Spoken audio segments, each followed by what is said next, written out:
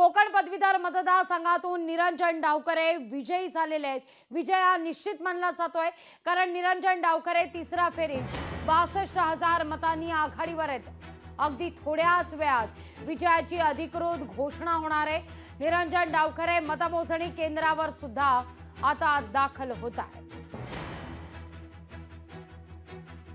कोकण पदवीधर मतदारसंघातून निरंजन डावखरेंचा विजय हा जवळपास निश्चित मानला जातोय। अगदी थोड्याच वेळात या संदर्भात घोषणा होणार आहे। तर ही दुसरी दृश्य देखील आपण पाहणार आहोत।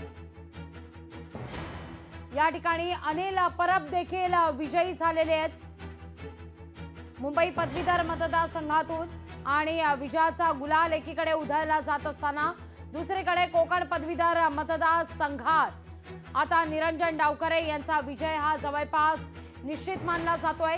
निरंजन डावखरे हे तिसऱ्या फेरीत 62 मतांनी आघाडीवर आहे। अगदी थोड्याच वेळात या सगळ्या संदर्भात अधिकृत घोषणा देखील आता होणार आहे। कोकण पदवीधर मतदारसंघ अतिशय महत्त्वाचा हा मतदारसंघ, आणि या ठिकाणी भाजपची सरशी पाहायला मिळते।